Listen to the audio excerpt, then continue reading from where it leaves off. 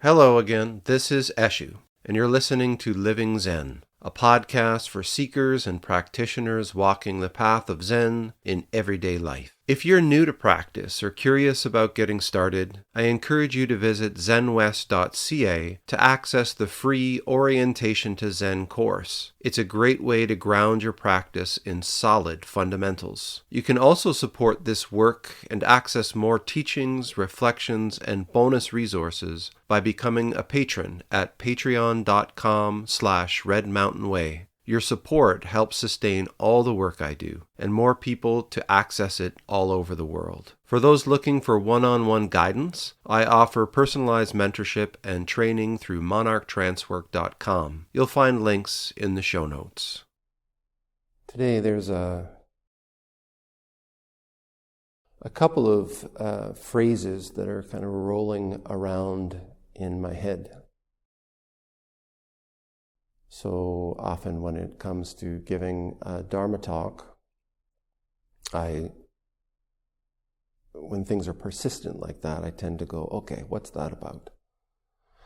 So one is Gàidhlig, Scottish Gàidhlig, so it's Cuimhnich na daoine as an tàinig. It means remember the people out of whom you came.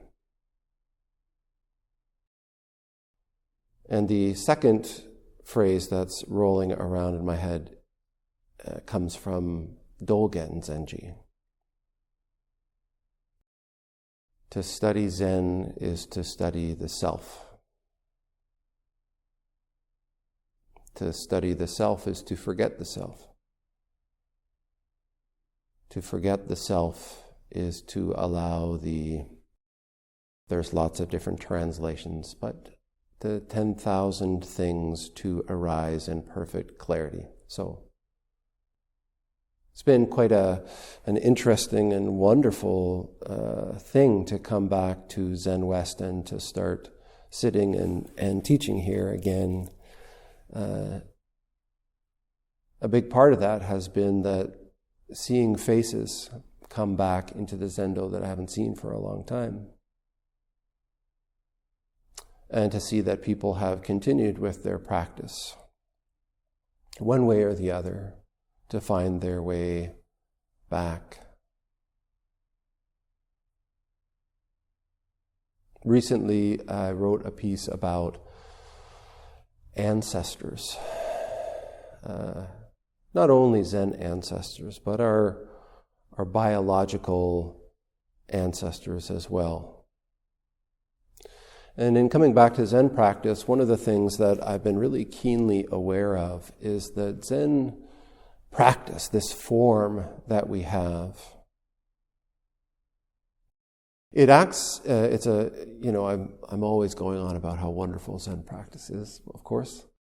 But there's some pitfalls that I think are important to address about Zen practice as well. Because of the way that teachings have been written, because of the way that teachings have been carried, I think there are some pitfalls that people can fall into. And one of these pitfalls is a kind of bypassing.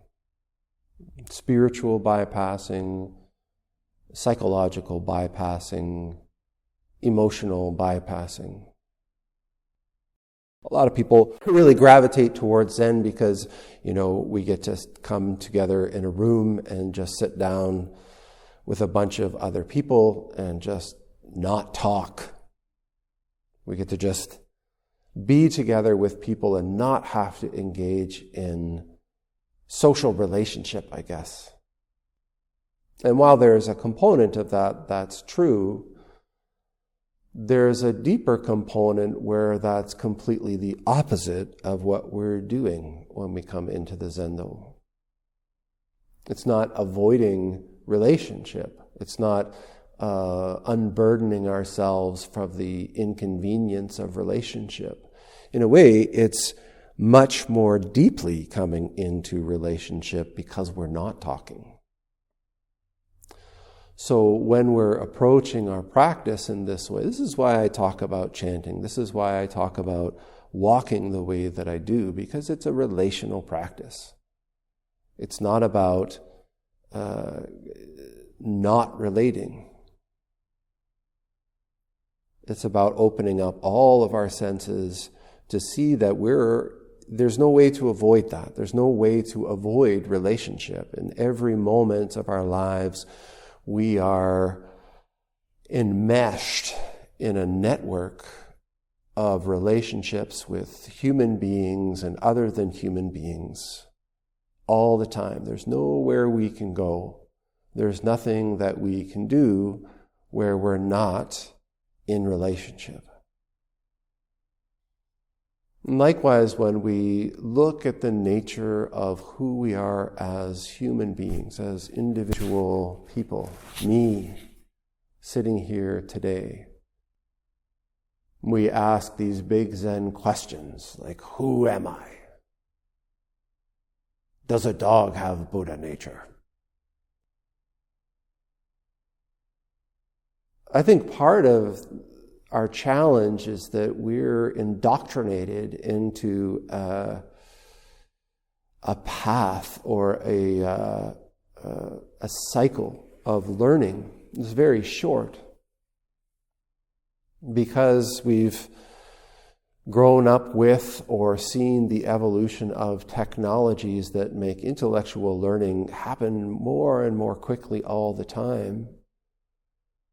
We expect this investigation of who we are as human beings, who we are as bodhisattvas, to be something that happens very quickly. And we can come into Zen practice with an idea of, I can get away from a lot of really difficult, uncomfortable stuff and grapple with the real questions, the big questions. And so we can really have this tendency to turn away from or to avoid questions about who we are, even just as human beings. Dogen Zenji, his formula to study Zen is to study the self. To study the self is to forget the self. To forget the self is to allow the 10,000 things to arise. Well, everyone wants to jump to that part. And that's the way we tend to be. We want to jump to the goal. We want to jump to the finish line. We don't want to really spend too much time in these other things. But you'll find if you engage in practice for long enough that these questions cannot be avoided. Sure, we can engage in this deep meditation. We can engage with koans. We can have great awakenings and realizations. One of my first teachers used to say, we can experience this place of no coming and no going, no self and no other, no subject and no object. But you can't stay there. There's no restaurants and there's no toilets. And so we find that we get up off the cushion, we go back out into our lives with this experience. And we're doing it in this body. We're doing it in this place. We're doing it through a frame of the world that's something that is partially inherited, partially imagined, created, and partially imposed. And because this is happening, in some ways from the moment that we're born, and in some ways it's been going on for generations and generations and generations before we were born. And when we arise in this manifestation, we arise in the midst of it. We're conditioned by it. the way that we experience the manifestation of the cosmos is shaped by it. Our practice in Zen, this practice of awakening, is a very powerful investigation of this whole activity. I talk about Zen practice from the sitting to the chanting to the form of meditation or the form of practice in a zendo or on a retreat as ritual technology. These are very powerful instruments, very refined tools for doing this investigation. They've been concocted and refined for hundreds of years, thousands of years. So as we engage in our practice, I think it's very helpful to come and to really get the basic tools, the sitting. The physical sitting is just a means of providing a container, a context for the awareness, your awareness. What we do from there is we take that awareness and we begin to apply it. In the Zendo, we're applying it to what's happening right now, right here, our breath, the sounds that are around us, the physical sensations, the thoughts, the emotions that are arising inside of us. What is that? Just observing. In my experience, one of the most powerful resources that we have in practice is time. Being able to witness patterns arising, existing, dissolving, and fading away over and over and over and over again. It's not that one time that it happens that suddenly everything comes clear. Sometimes it's just seeing that pattern happen over and over, recognizing it as a pattern, and wondering, where does that pattern come from? What's the root of that pattern? If I follow that pattern to its very source, where does it go? I think many people come to Zen practice out of difficult life experiences in the past, things in our childhood, things in our teenage years, sudden traumas that bring us to a place of asking, what's this all about? Buddhism teaches causality. It's one of the principles. Things don't arise without cause. So when we come to engage in this practice, it's not to escape. It's not to avoid. It's not to neglect any aspect of our lives. If anything, it's a powerful ritual technology that allows us to turn towards, with a kind of stability. That stability is strengthened by structure, by this, I think the technology is one thing, the form, maybe we can call it the tradition. It's also strengthened by relationships, by sangha, by community, by being with people that we're moving forward in a kind of honest, raw, vulnerable relationship with.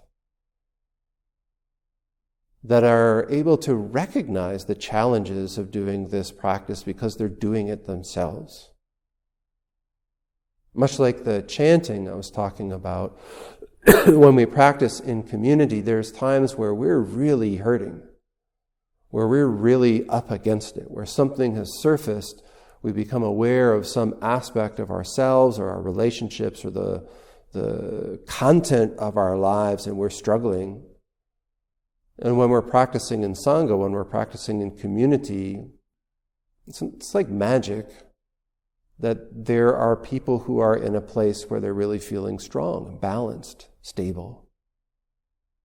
And then as we work through those difficult things, as we gain clarity in the motivations why we're doing this and why we're causing ourselves such a difficult time, as we begin to stabilize, you'll find that there are other people in the community.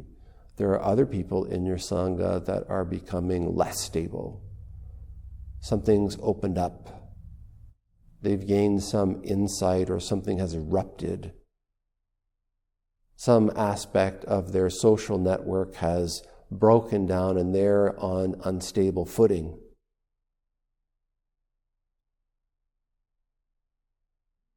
And then we act as the container. We act as the stability.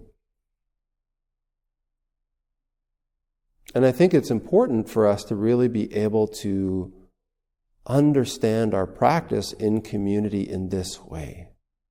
On the one hand, practicing in Sangha is a refuge. I think a lot of people express to me, gosh, I can't talk about this stuff with many people. Gosh, when I want to do this kind of stuff, there's not a lot of people who really kind of get it. And so in that way, it is a refuge. It is a place to come and engage in this kind of practice. But on the other hand, it's not a vacation. It's not free from the responsibility of relationship, the awareness of relationship. It's a place of practice where we have to engage in the activity of being vulnerable.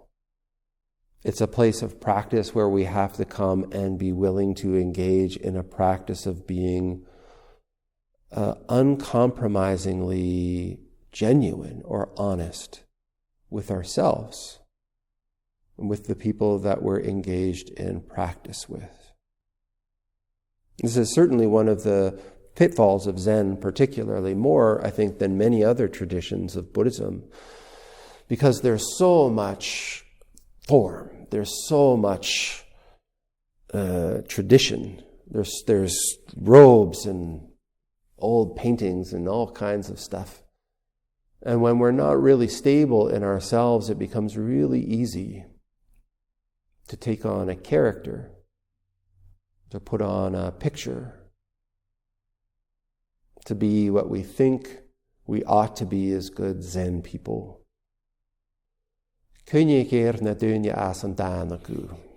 Remember the people that you came from. Remember the people out of whom you came.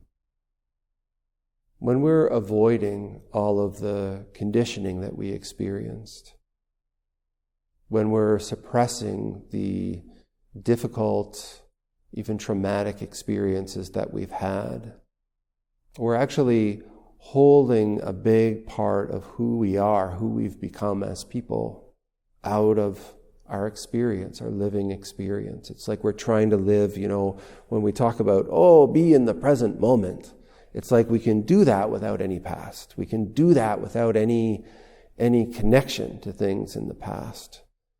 We can do that without any thought or any connection of the future. It's like we can chop those two things off and just be, I'm just here, I'm just totally present. But that's a delusion. And I want to be careful, so I hear the bell, but I don't want to leave us here. In order for us to really be present, our experience must contain all of the past. our experience must contain all of the future. These things aren't separate. There's no way to separate them. There's no way to avoid them. This present moment, right now, arises out of everything, every moment that has unfolded in the past. All things in the future arise from this moment that's happening and unfolding right now. They're intimately connected, interwoven. So, as we go forward with this practice together, be kind with yourself. Be kind with, particularly, I think, your past. Be kind with who you have been in this life, because they're the wonderful bodhisattvas that have acted in ways that have brought you to this moment. In one way, I can look at this Gàidhlig phrase, remember the people you arise out of, not just as the parents and grandparents and ancestors, but even the individual me's that have, like nesting dolls, that have manifested generation after generation to this present one. Recognizing that this one is also not me. There will be other me's.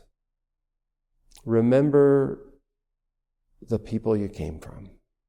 Get to know them. Studying the self, forgetting the self. Maybe think of it like when you're with people that you know so well, so intimately, you trust completely. You can be in a place with them and feel like they're not even really there at all. Their presence is so unobtrusive, so unburdensome. It's like they cease being a part of something different, something other. And it's like they become a part of this unified environment. In that way, they're forgotten. When we go out into a beautiful environment, we're out on the beach. Yesterday, I was on Gabriola Island, sitting on the beach with the waves coming in, the sun shining. I can look around and see the sun and waves, wind, children. And then in the space of a breath, all of those little differentiations just drop away. And it's just what it is. It's not like all of those things disappear, but the separation between them does. And we're caught up with them in an unfolding moment. There's no resistance, there's no avoidance, there's no grasping. So I'm going to put this down here for now. Encourage you to take up this practice. Cuimhnich na daoine tàinig. Remember the people out of whom you've arisen. Remember the people you came from. Right.